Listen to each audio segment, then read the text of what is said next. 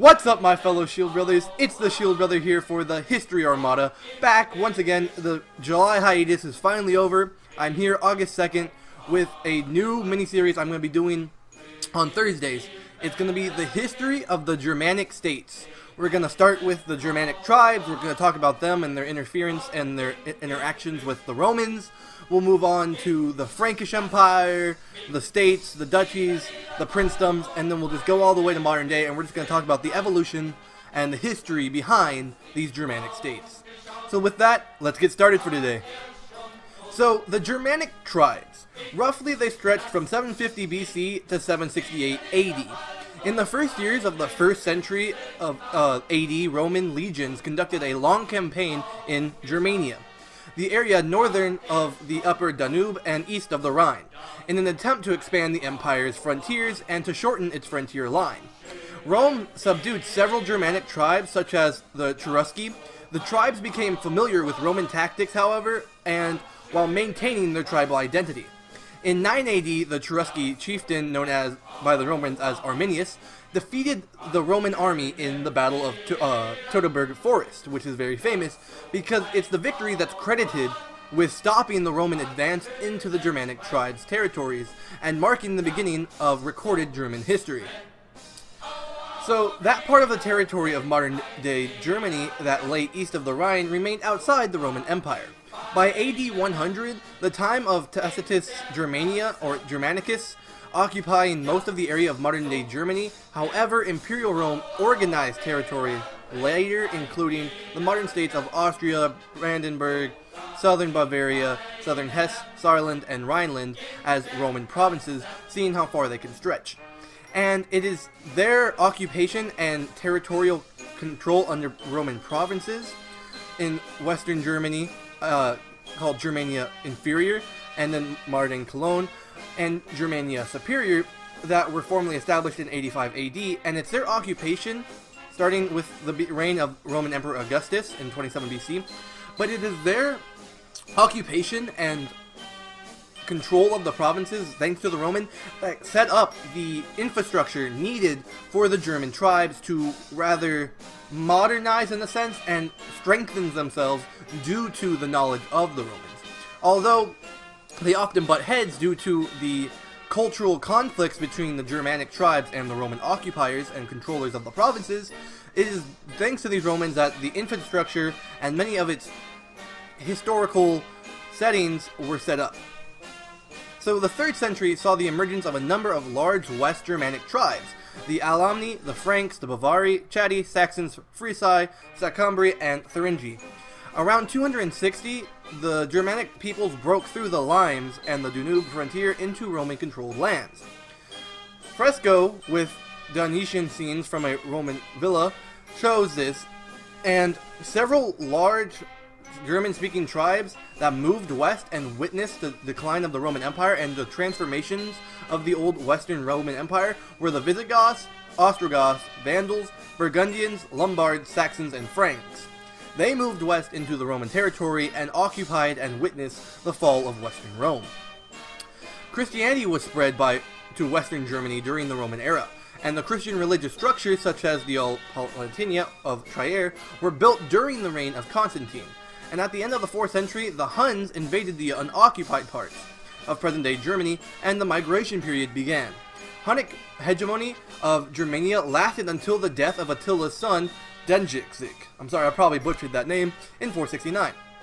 But that's where the Germanic states and their culture really get their start, because they migrated here and they set up the Germanic tribes, and their interactions with the Romans and the Huns is what really jump-started what would become known as written Germanic history.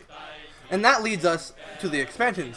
So in the red you can see the settlements before 750 BC, and they moved southwards and downwards, where you can see in orange the new settlements by 500 BC, you can see the yellow, which are the new settlements of 250 BC, and then the green, which were the new settlements of the 1st AD. And so you can just see how they moved southward from Denmark, and then just really started to move out into Central and Northern Europe. So that brings us to the tribal evolution of the tribes and the stem duchies and marches and monarchies. Well, not quite monarchies, but The stem duchies, or tribal duchies in Germany, originated in the areas of Germanic tribes of a given region. The concept of such duchies survived, especially in the areas which in the mid-9th century would expand into become part of East Francia, for example, Bavaria, Swabia, Saxony, all kinds of stuff, rather than further west in Middle Francia. The idea of duchies really survived there, and you'll see that, which you can see on this map here, with all the different duchies, which really you can see where the Holy Roman Empire comes from, and all their different princedoms and duchies, which we'll get into later. In the 5th century, the Germanic migrations brought a number of barbarian tribes into the falling and failing Roman Empire. Tribes that became stem duchies were originally the Alemanni, the Thuringi, the Saxons, and the Franks, and the Burgundians, and the Rugi. In the contrast of later duchies, these entities did not have strictly delineated administration. Like, they were not cut and dry administrators of these areas, and they didn't have these cut and dry boundaries, but approximated the area of settlement of major Germanic tribes, kind of just a blanket government in a sense. Over the next few centuries, some tribes warred, migrated, and merged. Eventually, the Franks subjugated all these tribes in Germania under their banner. However, remnants of several stem duchies survive today as states or regions in modern Western Europe countries. German states such as Bavaria, Saxony, and Swabia, and French regions such as Burgundy and Franche-Comté and Lorraine, all survived from these stem duchies from the Germanic tribes. So, that brings us to the Frankish Empire. After the tribal, like I said, the Franks conquer all of them under one banner, and that brings us to the said Frankish Empire. So, on this map here, you can see the expansion of the Frankish Empire, which the blue was in 758 of Pippin III, red is the expansion of Charlemagne, or Charles the Great, until 814, and then the yellow were the marches and dependencies of the empire. So after the fall of the Western Roman Empire in the 5th century, the Franks, like other post-Roman Western European entities, emerged as a tribal confederacy at first, in the Rhine-Weser region, referred to as Austrasia, now Franconia. They absorbed much of the former Roman territory as they spread west into Gaul, beginning in 250. Unlike the Alemanni in the southern areas of Swabia, by 500, the Frankish king Clovis I of the Merovingian dynasty, sorry for butchering that one as well, had united the Frankish tribes and ruled all of Gaul under a Frankish Empire. And it was proclaimed king sometime from 509 to 511 by his subs. So Clovis, also, contrary to the tradition of Germanic rulers of the time, was baptized directly into the Roman Catholicism, and not Arianism, which was the popular form of Christianity for the Germanic peoples. And due to this, his successors would work closely with the papal missionaries and papal states, among them being Saint Boniface.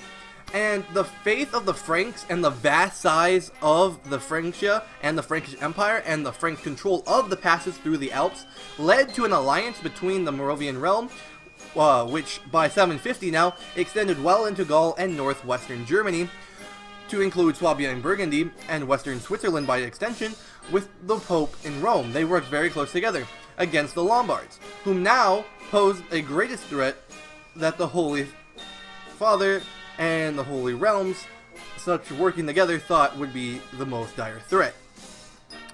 And it's due to this, a papal envoy was sent to Charles Martel, who was mayor of the palace in 732 following his victory at the Battle of Tours. Though this alliance would lapse into Charles' death and be renewed after the Frankish Civil War. So the Merovingian kings of the Germanic Franks conquered northern Gaul in 486 AD. Swabia became a duchy under the Frankish Empire in 496 following the Battle of Tolbiac. In 530, the Saxons and the Franks destroyed the kingdom of Thuringia. In the 5th and 6th centuries, the Merovingian kings conquered several other Germanic tribes and kingdoms, bringing them under their rule. King Clothar I ruled the greater part of what is now Germany and made expeditions into Saxony, while the southeast of the modern Germany remained under the influence of the Ostrogoths. Saxons inhabited the area down to the Ustrit River. So the Merovingians placed the various regions of their Frankish Empire under the control of semi-autonomous dukes and duchies. And the Franks, or local rulers, controlled these duchies and therefore controlled the empire. Frankish colonialists were encouraged to move to the newly conquered territories while allowed to preserve their own laws. The local Germanic tribes faced pressure to adopt the non-Aryan form of Christianity, due to these new duchies imposing their will upon them. The territories, which would later become parts of modern-day Germany, came under the region of Austrasia, meaning Easternland. The northeastern portion of the kingdom of the Merovingian Franks, as a whole, Austrasia comprised parts of present-day France, Germany, Belgium, Luxembourg, and the Netherlands, all controlled under this newly formed Frankish Empire. After the death of the Frankish king Clovis I in 511, his 4 sons partitioned his kingdom into Austrasia, including Austrasia. Authority over Austrasia passed back and forth from autonomy to royal subjugation to duchy, and it was just a mess, as successive Merovingian kings alternatively united and subdivided the Frankish lands into kingdoms, and they were just constantly fighting each other, uniting the lands, dividing the lands, uniting the lands. It was just a mess with the Franks. And so Charles Martel, the Frankish mayor of the palace, made war against Saxony, and his son Charlemagne started a new war against Saxony in 743 because the Saxons gave up aid to a rival duke, the Duke Odilo of Bavaria. So the man who would expand way eastern and southern was Charles the Great, or Charlemagne. And unlike the Merovingian kings, who assumed the title of king and it started with Pippin III, the mayor of the palace, as I stated earlier. He claimed the title king, and then, due to his close work with the Pope, was anointed by the church. And now the Frankish kings were set up as protectors by the Pope, and Charles the Great, or Charlemagne, who ruled the Franks from 774 to 814, launched decades-long military campaigns into the Franks' heathen rivals, the Saxons and the Avars. The campaigns and the insurrections of the Saxon Wars lasted from 772 and 804, and Charlemagne really just carved his piece of history with his ability to lead his forces and control his infrastructure during these times. And the Franks eventually overwhelmed the Saxons and the Avars and all of their neighbors, forcibly converting the people of those lands to Christianity, and annexed their lands to the Carolingian Empire, the Carolingian Empire is the empire of the Franks under Charles the Great. And Charles the Great ruled for a long time and is known as one of the greatest leaders of all time, and he really changed how Europe would be governed. And after his fall, his sons, and his grandsons, would fight over who got what and what would happen with the lands. So with the fall of Charlemagne, they were quite lost without the authority and the leadership that they needed for such a large empire, with so many duchies and dependencies. And so here on this map you can see the comparison of the two. On the left being the Carolingian Empire under Charles the Great, and you can see in the green and then the pink, you can see the different areas and the different peoples. The green being most of, if not all of, what he controlled either directly or indirectly through alliances and unities. And on the right you can see post-Charlemagne and how it's divided into Eastern Francia. That's all that's left afterwards, the Eastern Francia. And you can just see how his grandsons just divided up his vast empire into two sections, essentially, and giving away the rest of the lands to duchies, etc. And that brings us to what would essentially start to be the foundation of the Holy Roman Empire and the Middle Ages. And it's with this that we take these duchy ideas, these stem duchies, etc., that was started way back with the German tribes, and we start to see these different German princedoms, these different principalities, these duchies, all united under the Holy Roman Empire, which is similar to what Charles the Great, or Charlemagne, would have had attempted with his empire, because he was crowned emperor by the Pope. So he was the anointed emperor, and he kind of was the first one to have a Holy Roman Empire, which is technically neither holy nor Roman nor really an empire. But besides the point, That's where we get this, and then in the Middle Ages, they just kind of take it and they run with it. And that's where we're going to pick up on our next episode, part 2 of History of the Germanic Tribes, of the Germanic States, sorry. And we'll start seeing in the Middle Ages how the Holy Roman Empire would come to be more compact, and how it would expand itself and govern itself with the different electorates and princedoms and duchies, and how all these ones interact, and we'll see what the big ones were, and who the powerhouses of the Holy Roman Empire really were. So that brings us to the end of this episode, and I thank you all for watching. This has been the Shield Brother for the History Armada. I hope you enjoyed. Please leave a like or leave a dislike, and remember to hit that subscribe button so you can get more of this content. And I'll catch y'all next time.